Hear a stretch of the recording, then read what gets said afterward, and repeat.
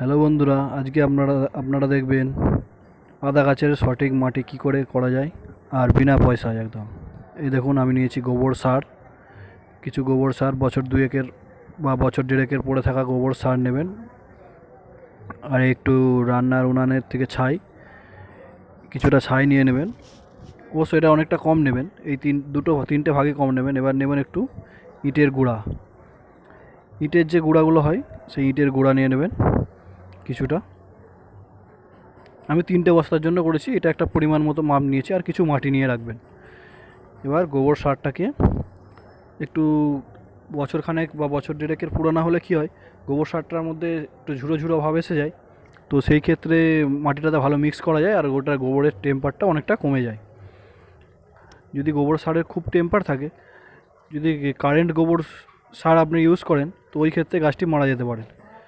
এবার দেখুন, ছাইটিকে আমি পুরোপুরি ওর মধ্যে মিক্স কীভাবে করতে হবে, ছাই দিয়ে দিলাম। ইটের গুঁড়ো দেওয়া হয়ে গেল। ইটের গুঁড়ো দেওয়ার পরে আমি কিছু মাটি অ্যাড করব এর মধ্যে। ভালো করে মিক্স করে নিতে হবে, যাতে এগুলো দেওয়ার ফলে কি মাটিটা ফলকা থাকবে। আর আদা গাছ তো জানেন, ফলকা মাটি হলেই তবেই ভালো হয়। যত ফলকা মাটি হবে তত আদাটা নিচে স্পেস পাবে অনেকটা, আদাটা গ্রোথ হবে। তো এই যে আমার কিছু নর্মাল মাটি পড়ে আছে ওইদিকে, আমার এই ড্রাগন গাছের কিছু এক্সট্রা মাটি ছিল, তো ওটা পড়ে আছে। ওই মাটিটা নর্মাল মাটি, ওর সাথে মিক্স করে দেবো। মিক্স করে আমি 3টে বস্তার মধ্যে ওটাকে প্যাক করব। প্রত্যেক বস্তা পিছু 500 গ্রাম করে আদা পাবেন, 100% গ্যারেন্টি। 3টেকে ভালো করে আমি মিক্স করে নিলাম, পুরোপুরি মিক্সড করে নিতে হবে। এর মধ্যে যে ঘাস টাস ছোটোখাটো ঘাস টাস আছে, এগুলো পরিষ্কার করে নিতে পারলে ভালো, না করলেও অসুবিধা নেই, কারণ ওগুলো পচে সারের পরিণতই হবে, মাটি আরও ফলকা হবে।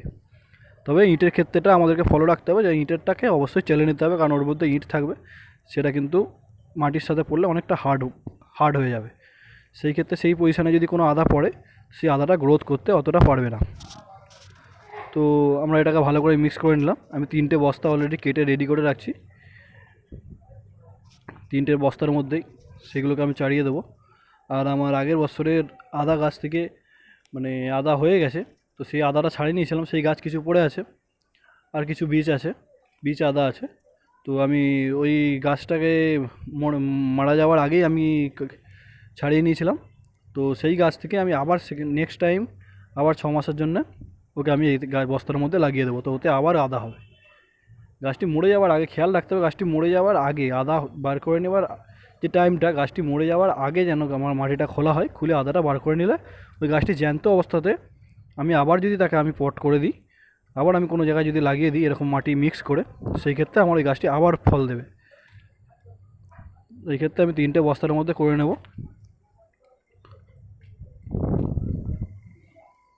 এই দেখুন, 2টো বস্তা হয়ে গেছে আমার। আপনারা চাইলে এভাবেই করতে পারবেন, বা বাজার থেকে বীজ আদা কিনে এনে মাটিটার পজিশানটা সেম রাখবেন। কারণ গোবর সার আর ওই যে মিক্সটা আমি 3টে করেছি, এর ফলে মাটি অনেক উর্বর হয়ে থাকবে, আর মাটি অনেক ফলকা হয়ে থাকবে, আদাকে নিচে স্পেস দেওয়ার জন্য সহযোগিতা করবে। এই দেখুন, আমার আগের বছরের আদা আমি বার করে নিয়েছি। নেওয়ার পরে গাছটা নষ্ট হয়ে যাচ্ছে, গাছটাকে এখানে ফেলে দেবো। সে নষ্ট হয়ে যাওয়া গাছটাকে আবার আমি লাগিয়ে দিচ্ছি। দেখুন, প্রত্যেকটা গাছ থেকে আমি আদা কেটে নিয়েছি।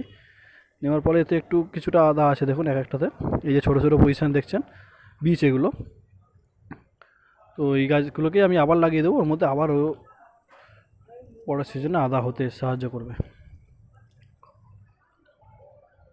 দেখুন, বস্তার মধ্যে আমি জায়গায় জায়গায় গ্যাপ দিয়ে লাগিয়ে দেবো, 3-4টে বা 3টে 4টে 5টা যে কটা দিতে পারবেন দিয়ে দেবেন। এই গাছগুলো গ্রোথ করবে না, কারণ এগুলো গাছগুলো অলরেডি হয়ে আছে। তো এর ফাঁক থেকে নিচে যেরকম ঠিক বাঁশ গাছের যেমন নতুন করে জন্ম হয়, ঠিক এই গাছেরও এরকমই নতুন করে আবার সাইড থেকে ফোঁড় বের হবে, সেই ফোঁড়েতে আবার গাছ পুরো বস্তা ভরে যাবে। প্রথম 2-3 দিন একটু রোদ্দুর কম জায়গাতে রাখবেন, তারপরে কিছুদিন পরে 2-3 দিন পরে গাছ যখন ধরে যাবে, তখন আপনি ওকে পুরোপুরি সানলাইটের মধ্যে ইউজ করে দেবেন, বার করে দেবেন। তো দেখুন, আমার 3টে বস্তায় রেডি হয়ে গেছে। ওই 6টা 7টা 5টা এরকম ভাগে ভাগে আমি দিয়েছি। এরকম পার্ট বাই পার্ট ছাড়িয়ে নেবেন।